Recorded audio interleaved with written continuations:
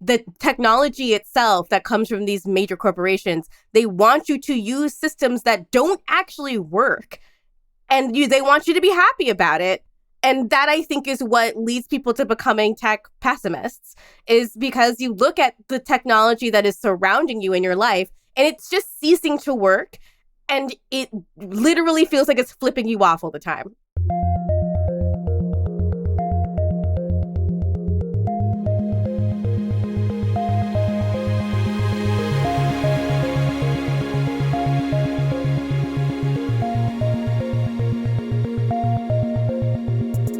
Hello and welcome to Tech Won't Save Us, made in partnership with The Nation magazine. I'm your host, Marx, and this week my guest is Gita Jackson. If you're a regular listener of the show, you will probably be familiar with Gita already, as they have been a previous guest and also appeared on the end-of-year live streams that I do. But maybe you also read their work at Aftermath, a great video game and culture news site that, if you're not reading right now, you absolutely should.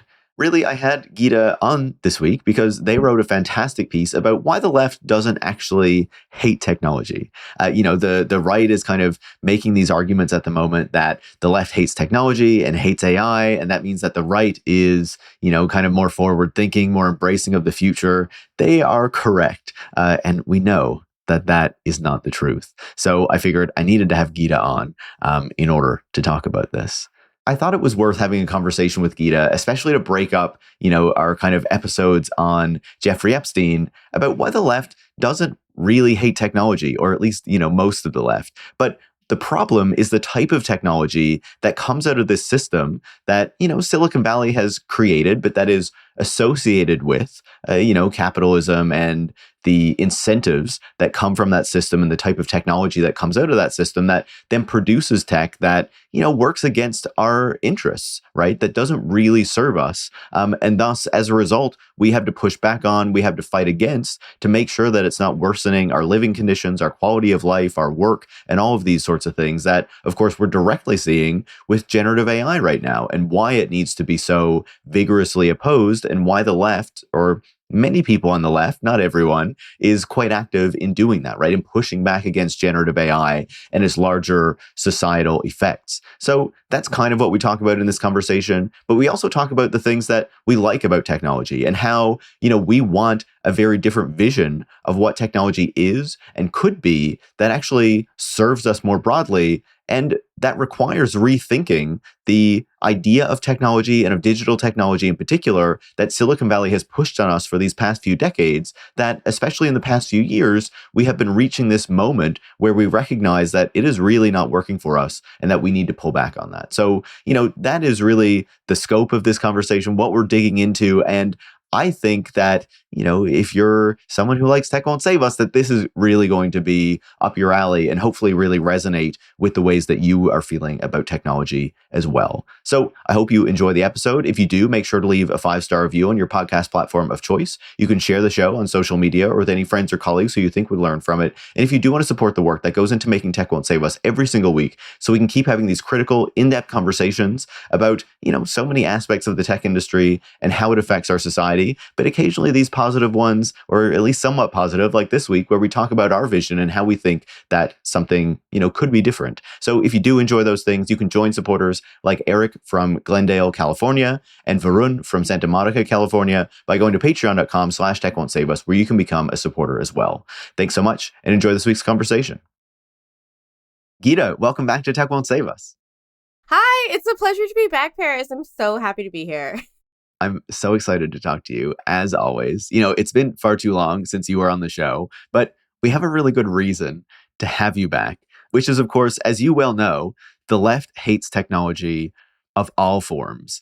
I'm wondering why you can tell me why the left hates technology so much. Well, have you ever had a personal consumer grade printer before? That's my reason. Oh, my brother. The manufacturer of the only good consumer grade printer. No, it's there has been, I think, in the recent round, as Brian, friend of both of us, Brian Merchant, pointed out, in the recent round of fundraising for Anthropic, there has been a sort of meme that has proliferated throughout the internet that opposition to or support for AI can be something you can predicate along left-right grounds. Baseline, that is not an argument I agree with, because I see people of all stripes, even people who politically are not on my side at all, say that they're grossed out and disgusted by generative AI and the things that it creates. And also because, like, there are dumb leftists that also like this stuff. Like, it's that tweet, I do not support all women. Some of you bitches are very dumb. It's true of people across the political spectrum. But also it's something I don't believe, because there is technology out there that I do enjoy and like using and think could be a net benefit for society. It's just that when people start talking about technology as a discrete object, frequently what they mean is the most extractive and most repressive and oppressive technology you could have. In this case, we're referring to generative AI and AI assistants in companies like Anthropic and OpenAI, who are all, I think I can say on this show, I think all those companies are evil. Absolutely, 100%. I just recently wrote as much about OpenAI, but we feel the same way about the rest of them. It's fascinating to me. Like, there's many things I could pick up on in what you just said, and we will get to a lot of it. But even the term technology, right, and how it is like defined. Like, for a long time, if you talked about technology, you basically meant like internet technology, digital technology, right? Any other form of technology was not considered technology, did not like fit under the term of what we're talking about when we generally talk about technology, because this is what the industry is focused on. This is what the industry is pushing. And now it feels like, especially in these recent kind of like discussions, the kind of scope of that term is narrowed even further around generative AI and like what is being pushed in this moment. And like, it's such a reductive way to talk about technology and what is going on, right? Yeah, like, let's expand the definition of what technology mean. What does innovation mean? I think mRNA vaccines are an incredible pice of technology. Love and them. a huge innovation. I have a bunch in me. Yeah, I want to get jabbed. Yeah. Let me get jabbed even more. I think high-speed rail, the kind that is not being developed. Big fans of trains on this podcast. Yeah. I absolutely trains. love that. Oh my God. If I could get to Chicago from New York by train, if I could go to Toronto by train, I would be golden. I would be so happy. How is there not a high-speed train between Toronto and Montreal? Like, this baffles me, That doesn't make any sense at all. Like, that's the perfect corridor for high-speed train and high-speed transit. There's also little things that I've been using in my life. I asked, I'm sure you're aware of Chris Person from Aftermath. Heard of him. Recent guest on the show. Yeah. A totally normal, regular person. Chris Person. We're recording this episode on his birthday. Happy birthday, Chris. Oh, happy birthday. Yeah. And it'll be belated by the time it airs, but yeah, of course. Yeah. But I think anytime someone says it's your birthday, it should count as your birthday. You should just feel like it's your birthday. Totally. Because you're allowed. And we should also celebrate half birthdays. That is my thing. Yes. You mentioned that to me years ago. And at the time, I think I had lower self-esteem. But now I'm like, yeah, absolutely. I think you should just have a party whenever you want for whatever reason. And everyone should act like it's your birthday. Totally. I think Partyful is also a meaningful piece of technology in my life.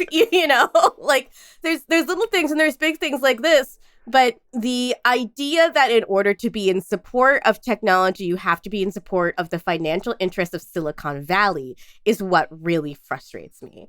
Because when you say technology is AI, is generative AI, that is what you essentially are saying. That there was a vaccine that just lost funding and will now have to be indefinitely shelved for the herpes simplex virus, which would have allowed people to be vaccinated against any derivative virus that is like illness that is caused by herpes, which includes shingles, which I know a lot of people of my generation have because they were encouraged to get chickenpox by their parents who didn't know any better.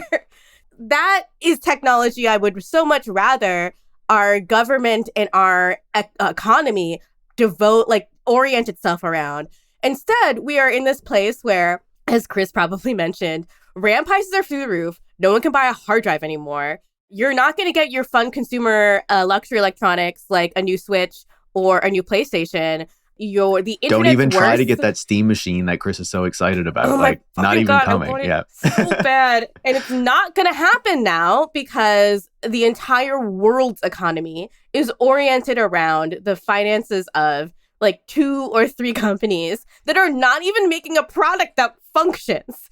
Like it is very much an Emperor's New Clothes moment. Like the Emperor, Sam Altman is out here nude as hell. And I feel like I'm being forced to tolerate him. It's wild to me too, because like I just came across this study that was like published last year by OpenAI itself, where they like basically admitted that hallucinations are part of the product. Like they're not going to come out. So it's like the whole notion was these things are going to get better. We're going to like get it out of the product at some point. But here's OpenAI, like the leader in the charge for generative AI, being like, yeah, you know that thing where like, you know, the technology that we make that we say is so intelligent and like basically human level smart. Yeah, it's just gonna make things that are wrong all the time because that's built in there. Sick. Yeah. Great. Yeah, I feel like we keep coming across these cases. The blog that I wrote that you read and that you invited me on for The Left Doesn't Hate Technology, we hate being exploited. Which is in the show notes for listeners. Yeah. It was a response to a really dumb blog by some random person that I just kept seeing on the timeline. Yeah. And you know what? Sometimes you read something and it makes you so angry that you write 1,500 words in about half an hour.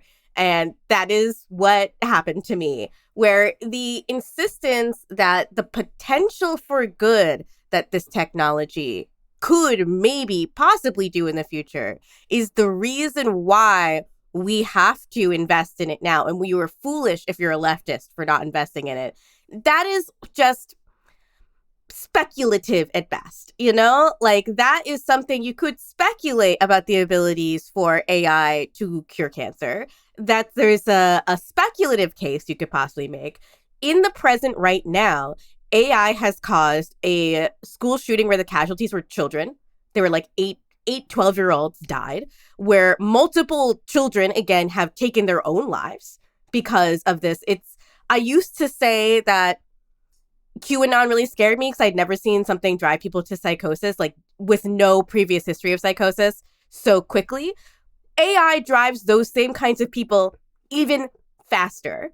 And it's like you get your own personal QAnon when you really get deep into it. And there's examples and examples and examples of it not even being able to do its core functionality correctly.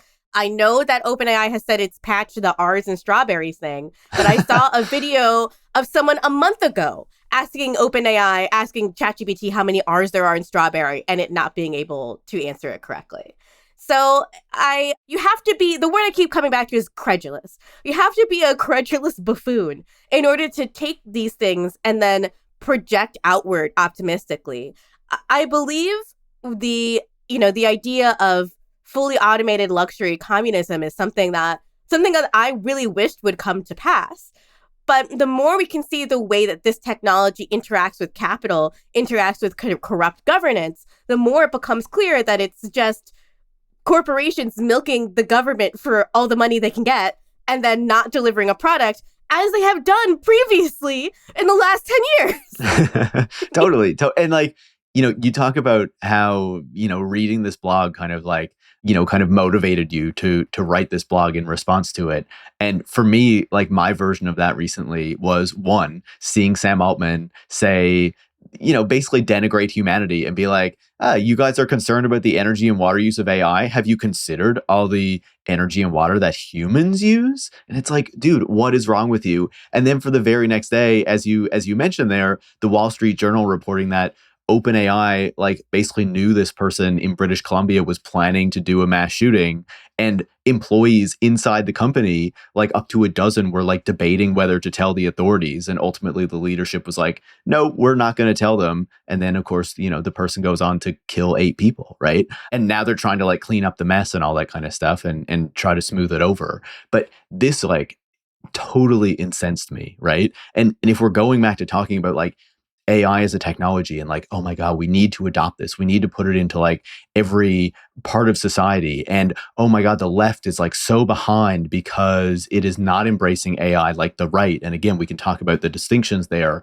But like that argument just seems so fundamentally deeply wrong to me, because it's not that the left doesn't understand AI or isn't interested in AI. It's that we have looked at AI, we have like analyzed what AI is, what generative AI is in particular, and have determined that it is like a social cancer and should not be widely adopted. And like that is the reason why we approach it like we do, not because we're just like, oh, we don't like AI, we don't want Yeah. to, like. I would even argue that you don't need to have a robust technological understanding of how AI operates in order Totally. to be opposed to it. Because all you have to do is look at how it is being used. It is being used to eliminate human beings from jobs. That's its number one purpose right now. And executives who adopt it will openly, outright say that is why they're adopting it. You can be opposed to AI on those grounds without understanding how a large language neural network works whatsoever. I mean, even if you don't, Seamus Blackley, who like was one of the founders of Xbox and someone who I have a weird fondness for on social media because he likes to bake bread. He like went and like baked bread with like foraged yeast in England. It was very cool. I think a very cool thing once you stop being a tech executive is just to get really into bread. I think that's such a good use of your time. And then two, he gave me like a cold interview. I cold emailed him when I was a baby journalist, so I just like have a fondness for him now. He was so sweet to me and very humble. But he posted a link to this blog, which I think is probably more tech boosty than he intended it. But I read it, and it's like you can write an LLM in Python in like 43 lines of code. And it'll be an LLM that serves exactly one purpose, probably. This person wrote it for creating new baby names, like gave it a list of baby names, and then was like, create baby names that are similar to this. But the only thing that something like OpenAI is doing with that basic concept is adding scale to it. And that is it. And it's not like once you get it down to its tiny little, like most tiny version of it, you really see how much of a sham this entire operation is. The reason why they insist they need more and more data isn't necessarily because the AI's models are going to get better. They will all be flawed in the same way because once you reduce them to their tiniest little form, it shows you exactly how those programs work. And that more data doesn't mean anything. They just want access to copyrighted materials. And they want government grants, and they want to make multi-million-dollar deals with corporations like Disney. That's what they want. And like you don't really need to be technologically savvy to understand how capitalism works. Or even if you don't want to call it capitalism, just call it business, right? This is how business works. Businesses work to create more money for themselves. Why would you say, well, our technology is basically only good for sorting large data sets and that's it, if what you want is millions and millions and millions of dollars? Totally. And, this is also why they're building out this massive infrastructure, right? Because they're trying to cement this idea of what technology is, this notion that we need to all be reliant on generative AI models, on chatbots, on image generators, and all this kind of a thing, right? This is going to be a core feature of technology going forward, and everybody has to adopt it. And of course, now we're in the moment where OpenAI is losing money, Anthropic is losing money, I'm sure Google and Microsoft are losing money on these products, but the idea is we are going to lock you in to using generative AI. And then once you are dependent on it, once you have built it into the way that your company operates, the way that you as an individual kind of, live your life or do your job or what have you, then we're going to jack the price.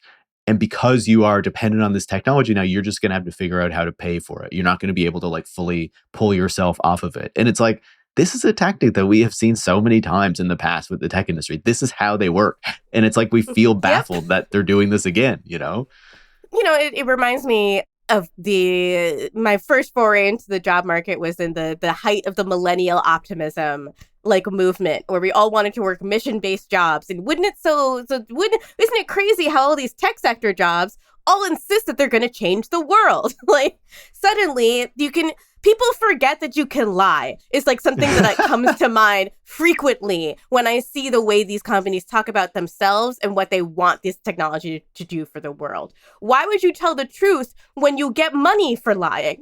It just really, really, really frustrates me. The same playbook happens with like WeWork. WeWork positioned itself as a tech company. Why? Because when you say you're a tech company, you become eligible for a lot of grants and a huge valuation when you go public with your IPO or whatever. Business words. But if you say that we're going to revolutionize the world, we are a tech company. How we are a tech company is not really clear. And we're going to do something so fundamental that you want to get in on the ground floor as the economy reorients itself around WeWork as a business. You can just say that stuff. You can literally just say it. And historically, it'll work out great for you. Uber and Lyft also did these things. NFTs, cryptocurrencies, they all said these things, but they are not actually changing the world. They never did any of that thing. They enriched a small number of people, and that is exactly what is going to happen here and is in fact currently happening. Absolutely. And, only the biggest players can get in and even participate, right? It's like Sam Altman is on his quest to become one of these like dominant figures of Silicon Valley. But like what other good is actually going to come out? And that's not even a good, that's just Sam Altman kind of carving out his space, right? But like what else is really going to come of this other than the cementing of the power of these massive tech companies? Okay, sure, you might get like OpenAI sort of added on to the side, but even then it's like highly dependent on the cloud services of Microsoft and Google and I guess Oracle now or whatever. But it's like, they're still all tied together. You still have the major players who are there. Do you remember early on in the AI wave when there was all this discussion about how OpenAI was presenting this massive threat to Google? It's like, at the time, I even wrote a piece being like, this makes no sense. But it's so funny to me in hindsight that was like the early argument because it was so clearly like not going to displace Google from where it is. And now Google is like, again, more powerful than it's ever been. Yeah, it's Google's fucking Gemini. I had to go deep in my Gmail. Again, a technology that I like because it makes it easy for me to communicate with people around the globe. Had to go deep into my Gmail settings so that Gmail wouldn't write emails for me. And it was an important email to an editor that I was writing. And I pressed reply to this email and it had a draft filled out for me. Yes. I was disgusted. It made me want to shoot my computer with a handgun. Like I felt like weirdly betrayed. This is supposed to be a technology that just works. And what doesn't help me is when you're doing the communication for me. That's my job. I'm a writer. Don't take that job away from me. But it's also like it has become such an obvious fad and trend that it just makes me really angry sometimes now when I use these devices that I've used every day. I've talked with Chris a lot about the idea of, I'm wearing my fucking Johnny Silverhand t-shirt as I say this, but the idea of looking back to the cyberpunk like hacker ethos, the 90s hacker mindset and thinking, where did we go wrong from here? These people were like, if you read the cyberpunk 2020 and a rule book for the tabletop game, you can see like Mike Pondsmith worked at Microsoft. It's a really built-in and personal resentment of those corporations. There was a basic distrust of corporations that existed. And now I feel like everyone has kind of just given up on this idea that you can resist them. But there is a lot of like cool gadgetry that exists and exists outside of these wheelhouses. And like, I'm like seconds away from becoming a Linux person at this point. I'm so disgusted with these technologies. There are alternate ways for us to live and be technological and also engage and participate in society without having to like fucking line up and suck at the teat of Bill Gates. Like there's no the I longer do not this goes like on, that image. I don't appreciate that. I just need to say that. Yeah. I know. I was disgusted with myself as I was saying it, but I was like, there's no other way for me to describe how to like it. I feel repulsed by this. There's so many things that Microsoft does, not to mention like the BDS boycott of like Microsoft projects. But the longer this goes on, the more I'm actually realizing like I actually really love tech. And for that reason, I want to return to like a personal, non-corporate and modular experience of technology that I used to have, that people used to be very excited about. Like I wrote a blog, which we mentioned earlier, about my little MP3 player that I bought, right? Like a digital audio player. That's like it's a fun new hobbyist space that I'm really enjoying. I'm actually about to write a blog. People have started making themes for that specific MP3 player I bought, the Snow Sky File Mini. And they're like, someone made like a Fallout theme, like Winamp themes, basically. Someone made it so like it's just a video, like an FMV of a tape going into a tape deck, and then every time you push a button, it animates like the different buttons of the tape deck. And it's just like people used to have fun, like fiddling around with their tech and making it personal to them. People used to show off like their hacked iPods and like all the random things they do to make their tech personal and a part of them and not an expression of their corporate allegiance. Now what I see is like you go online and people want the technology itself that comes from these major corporations. They want you to use systems that don't actually work. And they want you to be happy about it. And that, I think, is what leads people to becoming tech pessimists, is because you look at the technology that is surrounding you in your life and it's just ceasing to work. And it literally feels like it's flipping you off all the time. Totally. I could not agree more, right? I feel like I hate tech in the sense of like the industry that is known as tech, but like technology itself is like so fascinating, right? Even earlier, you were talking about the trains and, we could add like renewable technology and like battery technology and like all this stuff that is like so fascinating and so cool and like changing so much.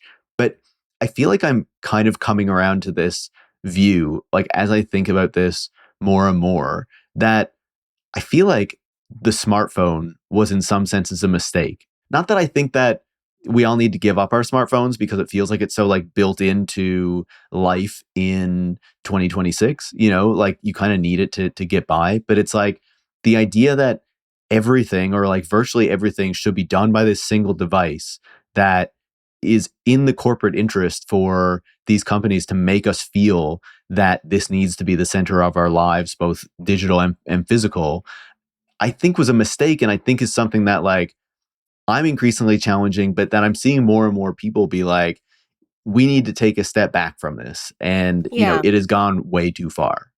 I completely agree. On that point. You can see a lot, like the smartphone was maybe the first time I really like embodied and embraced like techno optimism as like a person, like an autonomous person.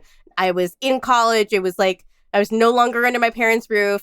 It was the fucking Obama era. I was like, iPhones, give them to me. I used to watch the Apple keynotes, like, me too. Oh my God. I loved them, the spectacle of them. And it felt like they were giving us candy, Totally. Like, it felt amazing. But when I look, I think it's probably around the existence of Spotify, where you begin to see what the real mission of the smartphone is. And the mission of the smartphone is become addicted to this device. Like, that's it.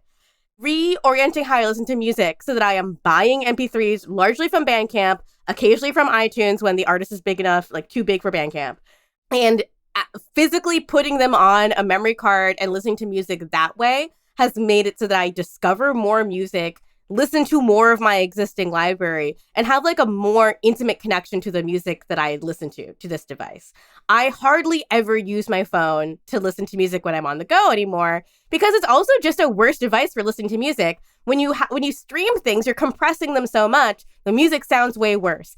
And there's like literally nothing worse than being underground on the subway and you're in the middle of a song and it cuts out.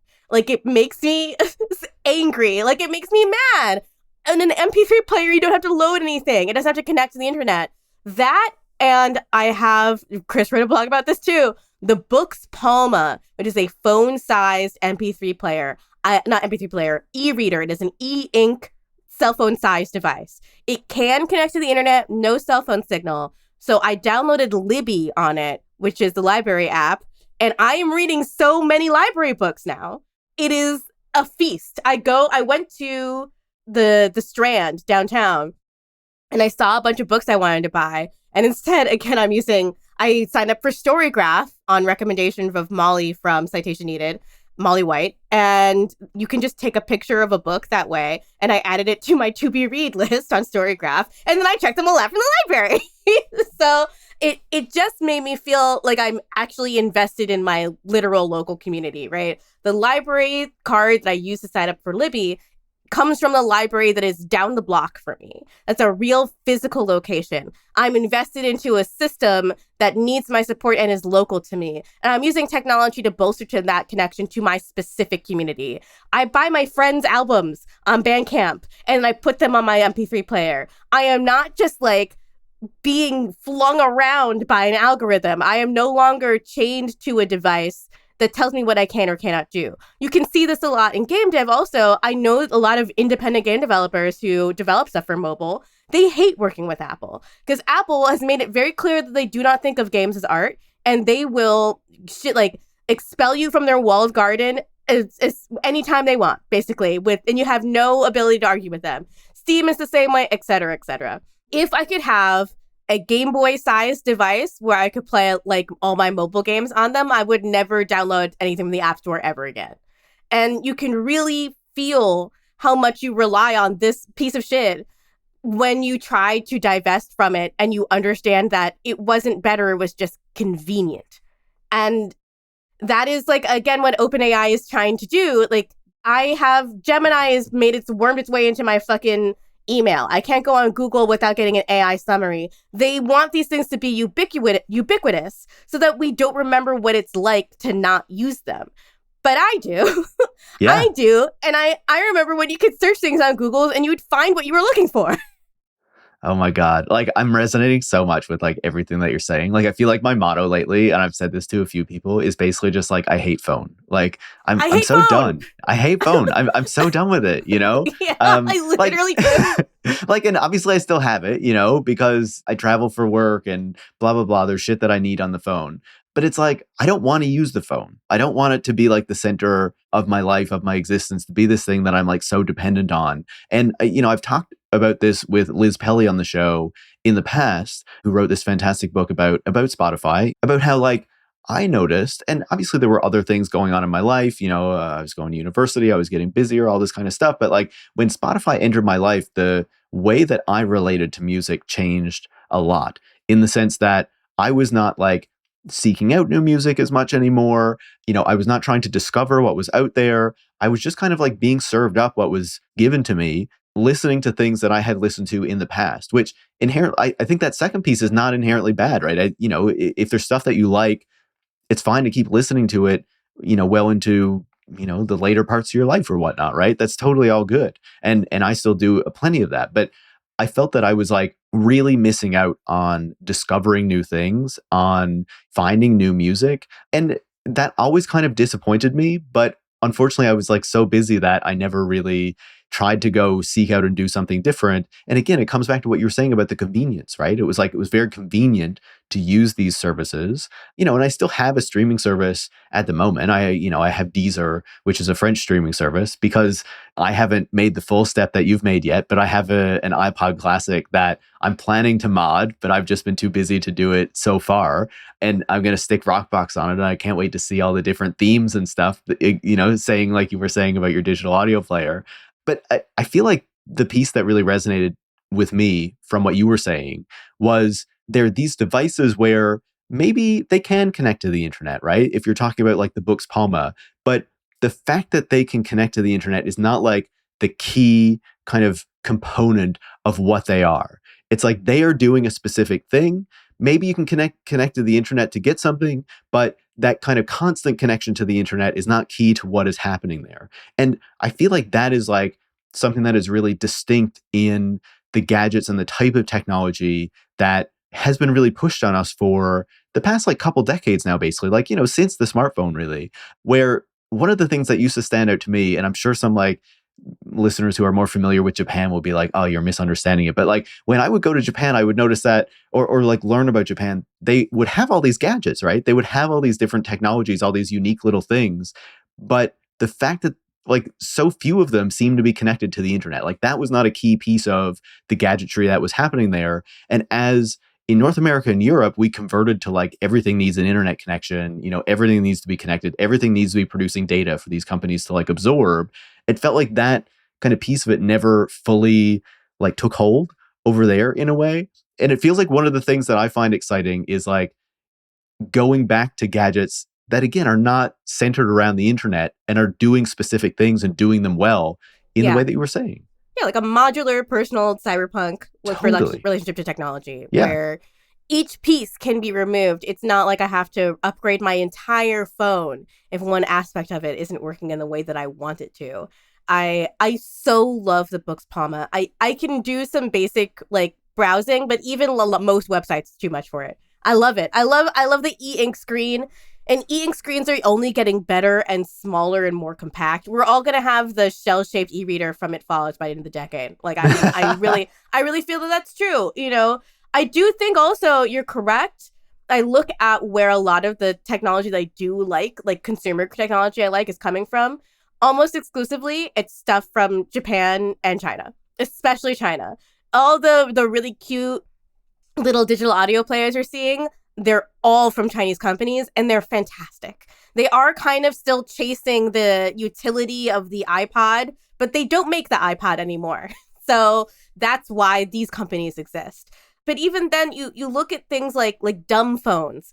The flip phone culture lasted for so much longer in Japan because not everyone thought you needed one they needed a phone to be on the internet for all the time. You know, That's a good point. Yeah. A lot of people were happy playing really lightweight mobile games on their flip phones. And like, that's why those markets, like, they were still producing newer and better kinds of flip phones and bar phones. And I think that it is lucky that that technology persisted, because now we are seeing a renewed interest in divesting from having an everything box, essentially. It's interesting to think about how the difference between discoverability of music changed before and after Spotify. But before Spotify, I really was like a music blog person. I was reading Brooklyn Vegan. You know, I was reading all these different human curators of music. God, my favorite was the Buddy Head. And Buddy Head has now become like, they only do socialist memes on Instagram now. So, love it. Yeah, I mean, a great turn for them. Love that. And I really relied on human beings to tell me what bands were good or bad. The Buddy Head is where I discovered the band Girls for the first time, and they had that really beautiful first album that I loved. And then after that, it was really like the first time I heard Nicki Minaj, the first time I heard Itty Bitty Piggy, it was because a human being recommended Nicki Minaj to me. Now I feel like if you're hearing a new song for the first time, it's because the algorithm added it to one of your playlists. And that is really disturbing to me. It is, but in the same way, it's like everything old is new again. I remember growing up and we had a really, really good rock radio station, Radio 104, out of Hartford, Connecticut. And it was really good. My brother's music taste is 100% a result of that radio station. They had a local music festival they would host every year. And then when I got to high school, they got bought by Clear Channel. And then they started to just suck ass. And like they used to be like a really anti-Nickelback. I'm sorry, I know you're Canadian. But they were. When I was younger, I actually saw Nickelback in concert. Yeah. Wow. Well, listen, here we go. My first concert was Hanson. Okay. I loved those three little blonde boys, and they loved Jesus. I had burned CDs of Nickelback music. Wow. So, yeah. Wow. No one else liked Hanson like I did. So that's what I think I had a Hanson CD back in the day. So yeah. You know, I was a rock chick. I was born to be a rock chick. So Hanson is like, you are in the kiddie pool of rock music, similar to Nickelback for sure. But it was the Radio 104 went from like we do not play Nickelback because we human curators of music have taste to this is our Clear Channel mandated playlist and we cannot not play any songs from it. And that when you look at the way the world is right now, where really regressive like fascist forces are trying to close culture down around you and make it possible or impossible to say certain things. Even every time I see someone saying unalive, I want to unalive myself. Sorry. I don't have suicidal urges, but it's a funny thing to say. But it is these corporations have learned that when you have total buy-in from everybody, and if you can make that impossible for people to not use your product, you determine what culture is. You just do. And I think if there's one thing we need to remember from our Gen X brethren, it's Nirvana going on the cover of Rolling Stone magazine wearing a shirt that says corporate music media, it still sucks. Like, these things suck. We don't have to happily participate in this. If they're going to drag us along, let it be kicking and screaming. Like, I want to make it as difficult as possible for a corporation to extract value from me. I do not want to just lay down and be like, well, okay, if AI is the future, I guess it's the future. No, you're gonna have to make me like put a gun to my head, Sam Altman, with your weak little forearms. Like totally. And one of the things that makes me really excited recently is seeing this like renewal of physical media, of bookstores, there's this article in the New York Times recently about younger people kind of bringing back video rental stores. These things didn't suck. They were dismissed because there was a lot of excitement around the convenience of the internet and services delivered through it that were not always better than what existed before. And now it feels like there are people being like, you know what? We kind of like this experience. Sure, maybe it wasn't as profitable as what was possible by making these massive platforms, but there's still a role in communities to have bookstores, to have video stores, to have these types of physical spaces, certainly record stores and music stores and things like that, right? And I'm in like, it's not a complete thing at the moment, but I'm in a massive process of shifting back to like, I like buying Blu-rays. I have a bunch of physical books. I am thinking about buying a record player and having some mix of like CDs and vinyl and stuff. And I'm just living this life. I'm trying it out. I'm seeing how it goes. But like I was saying, I want to retreat more and more from this idea that this one device, to go back to Brian Merchant's book about the iPhone, is going to be so key to our lives and to everything that's happening. And on that point, I was interested in asking you, because you brought it up and you mentioned it in your piece, but I was also a big techno-optimist for a while, and I know that you've written about being one as well. I was wondering if you could talk to me about your journey from like being a techno-optimist, being very optimistic about what this technology was going to deliver to us, and shifting away from that. I'm so glad you asked me that, because I feel like in the piece, it's not the point of it, and I didn't get a chance to fully explain my journey.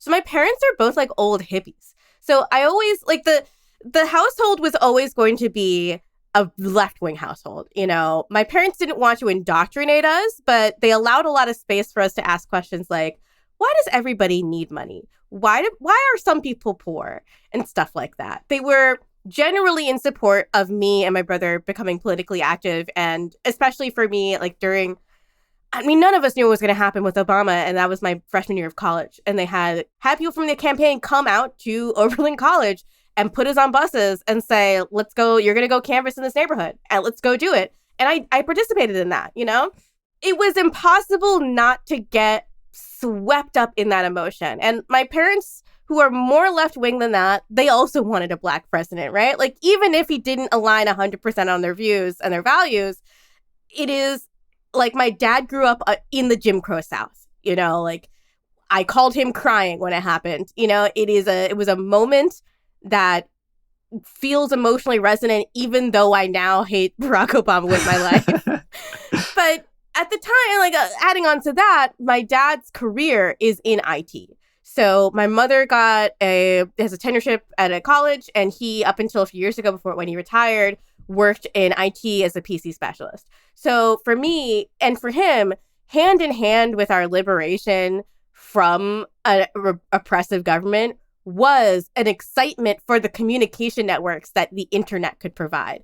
We got a modem before anyone else I knew.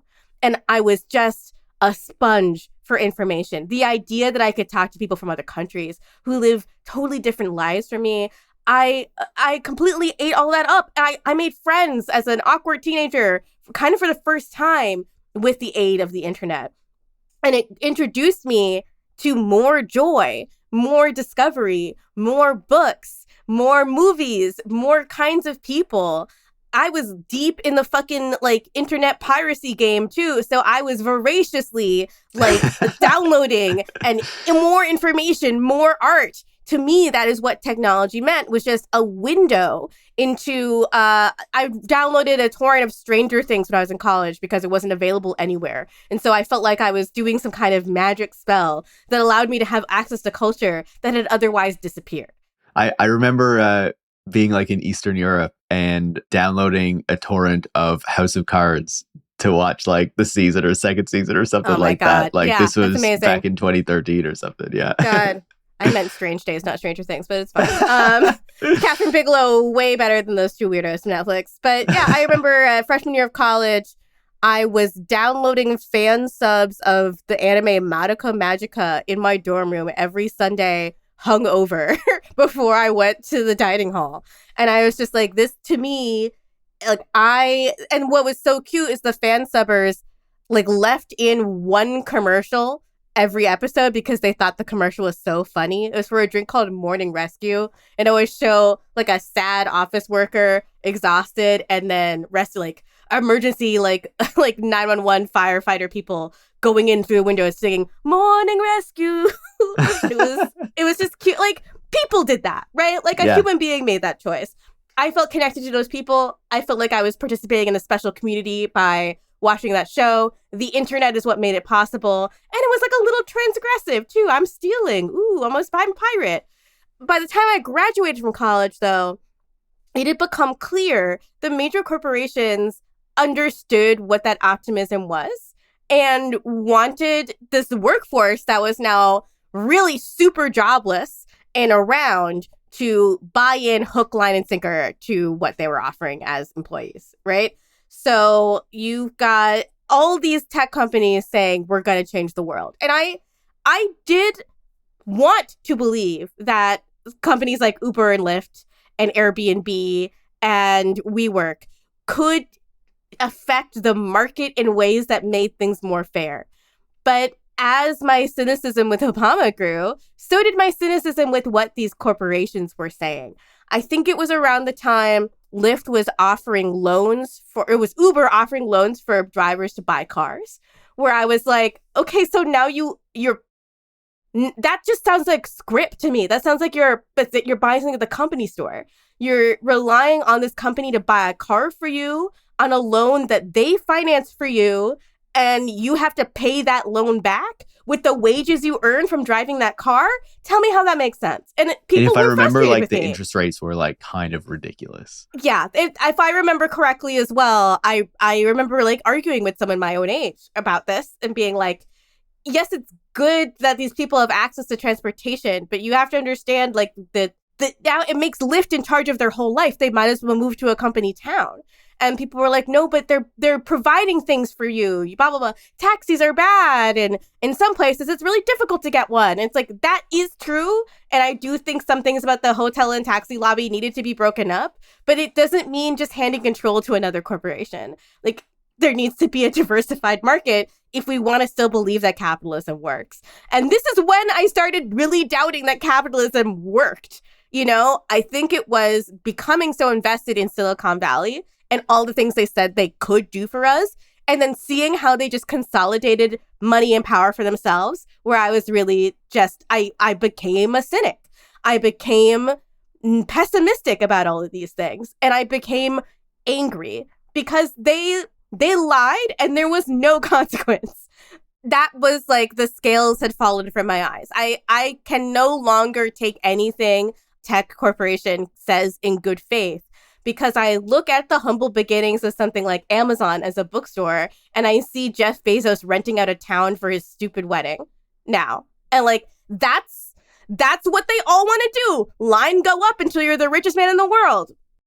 Totally. And it's fascinating to me to hear your story, because I feel like it mirrors so closely my own as well. Obviously, I love the early internet too. I love going onto all these forums. I love being able to rip music and, get movies and shows and all this kind of stuff, right?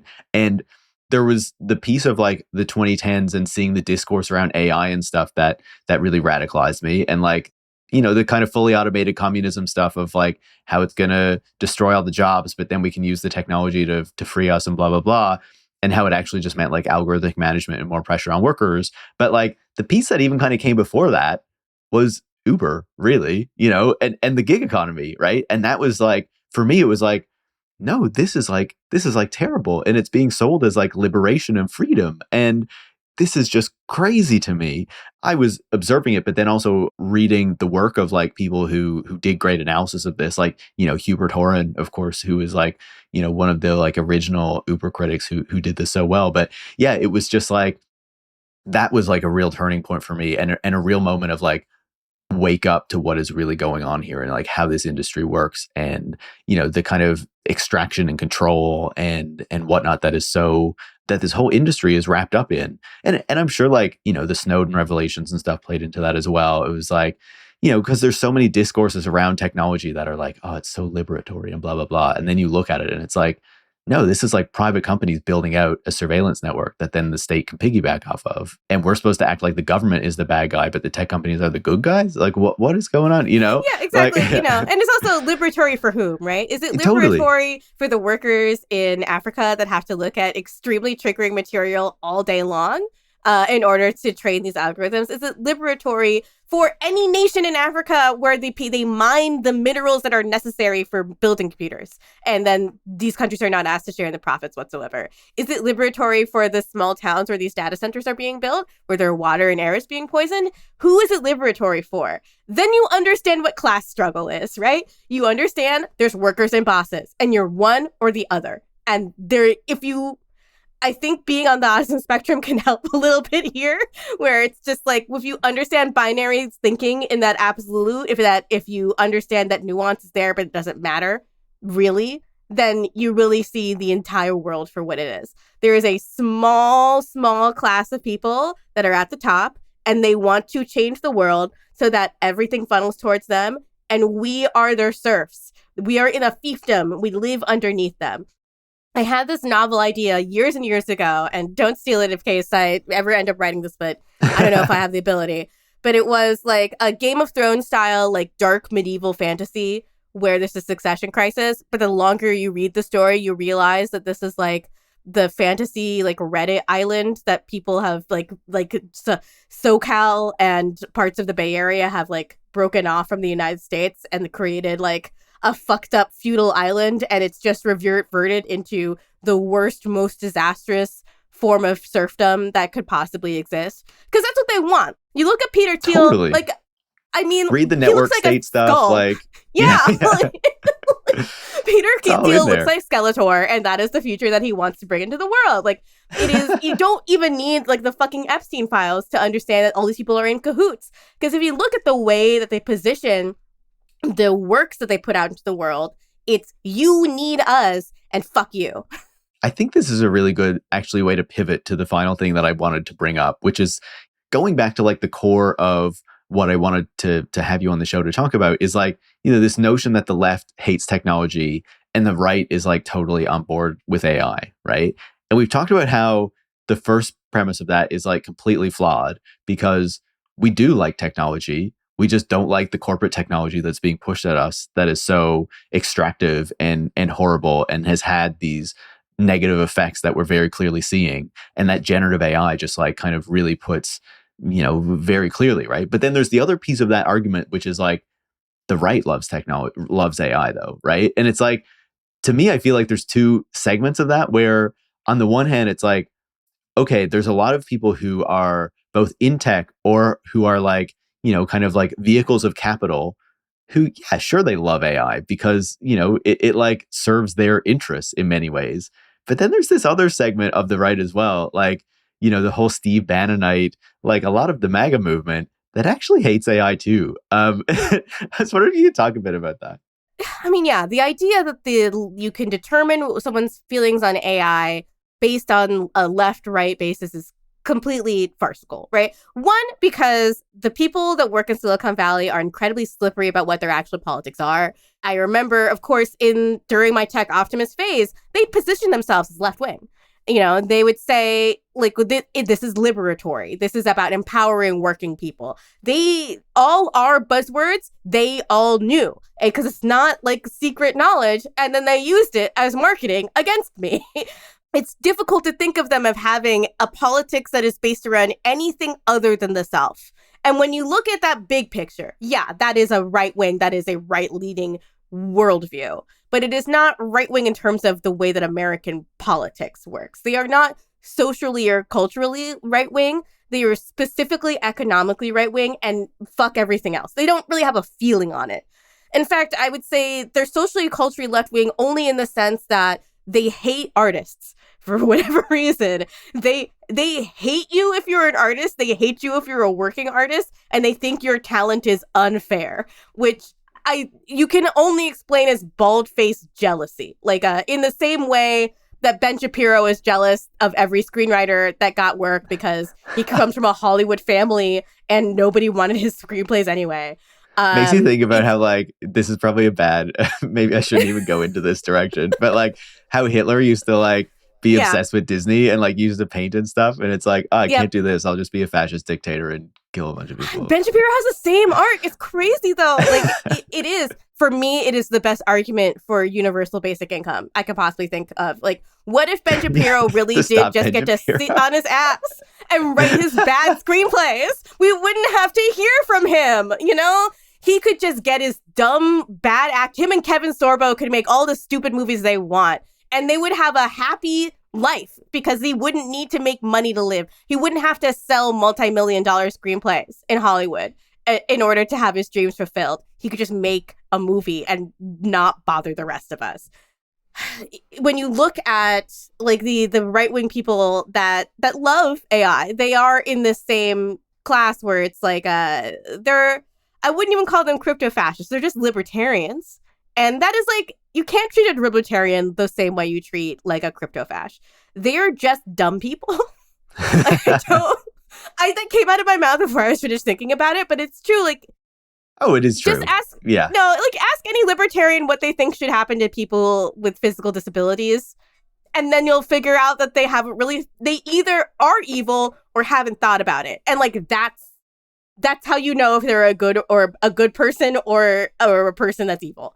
Whereas where you look at like the White House loves AI because they know the left hates it, and it's all about politics of grievance. You know, they love using AI generated bullshit because they know it pisses off their biggest critics. It's why they keep using pop star songs in their stupid TikToks and stuff, because they know that these pop stars really hate it when they do that. And also because Trump can stand next to some executives who say they're going to pour a bunch of money into building stuff and creating jobs and whatnot, you know? Yeah, exactly.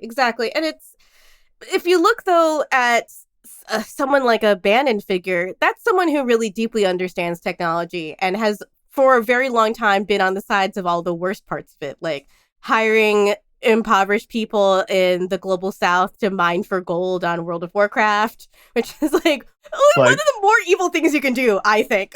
But like, what an origin story, you know? Like, where did he get to start? Gold farming. Yeah. I'm going to start with literal human slavery and work up to more different versions of human slavery, essentially.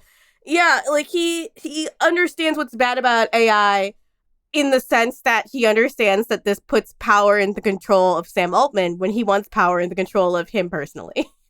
You can't look at right-wing critiques of AI as being populist. They're all about power going to the wrong people. But they do exist, right? It is actually pretty difficult to find a politician on any side of anything who embraces AI in terms of like in our everyday lives. They too have concerns about regular people being able to get jobs. And it doesn't really have anything to do with like artsy fartsy writers or anything, but just like, is a normal person going to be able to go to work and work a job? Like, that is ostensibly the concern of the right. And there are rightward critiques of this, mostly because they are critiques of the tech sector's entanglement with the U.S. government. Like, there's a lot of distrust and mistrust there. But again, that is just about literally, we don't want those libertarian freaks to have all the money and all the power. And then again, on the left, like, I think that people think that if you are a leftist, you are inherently against AI. There are a bunch of liberals who kind of don't care, right? Yeah. Gavin there are Newsom. Also a bunch of leftists who like actually love AI. Like, I met leftists last year who were like, you know, I won't use the American AI, but the Chinese make AI too, and I love it, you know? And it's like, what are you getting out of it? You know? Yeah. Like, that's my big question is like, what are you getting out of this? What is it? Grant Morrison is another person that loves AI, and I love their comic work. And I think that they generally have a pretty good politic about understanding how power flows. And like the big guy versus the little guy is inescapable when you are a comic book writer. But they're obsessed with the idea of DALL-E and making DALL-E art because they have always been interested in this idea of the collective unconscious, and they see AI as a representative of that. I understand that, but it's also like, dude, the DALL-E art is bad. Like, you know so many cool artists that you could just send a bunch of gibberish to and they draw it for you, Grant. Come on, please. Please. I saw that what's her name that wrote Fun Home? She used AI to help her compose a comic for The New Yorker. And I think with certain people, they are just lazy. Like, I do think certain people are just lazy and do want to take that shortcut. And I don't know how to tell people not to, other than I believe in the actual immortal soul, and I do think you're hurting your soul. Like, I've become like I saw the Testament of Ann Lee and it changed some things for me. Like, I do think work is like a work and labor, doing things physically with your body, thinking with your real brain and not outsourcing those thoughts. I do think those are enriching, and I do think you should embrace the difficulty that comes from things. But if you're a boomer, man, I get it. We just don't want to do things anymore. You're old. It's time for you to retire. If you're a Gen X, you're getting up there too. Sorry, buddy, but it's true. The tech industry found religion in like trying to create the AGI god and destroy the world in the process. Yeah. The left found religion in the soul is real. The soul matters. We need to embrace creativity and art. And I think that's a much better way to embrace faith and spirituality than whatever the tech billionaires are doing. Absolutely. I feel like we are edging closer and closer to making the world of Final Fantasy VII real. And we're all going to have to get together and kill God. Like, we got to do it. We got to do it. Sephiroth is ChatGPT, and we're going to have to shoot him with a gun. Like, the Butlerian Jihad is coming. It has to happen. We're getting there. We're getting there for sure. Gita, this was such a fun conversation. I think we went in so many directions that I didn't even expect, but it was brilliant and lovely to talk to you as always. Thank you so much for taking the time. Oh my gosh, it is so much fun to talk to you. I feel like my brain expands every time we speak. So I had a lovely time. And one day I will make you watch the anime for your end. You will like it. It's just about elves. Come on. We need it will happen. It has to happen. Every time I'm on this show, we're going to hear about this every time I come on. So remember. And at some point, I will finally find the time to do it. It's and like then you're we'll have literally to have a discussion. like never at home when I talk to you. I know. Finally, once I am, which is good. Yeah. I mean, yeah.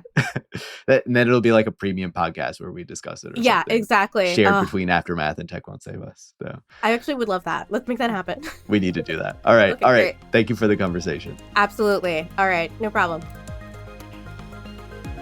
Gita Jackson is a co-founder of Aftermath. Tech Won't Save Us is made in partnership with The Nation magazine and is hosted by me, Paris Marx. Production is by Kyla Hewson. Tech Won't Save Us relies on the support of listeners like you to keep providing critical perspectives on the tech industry.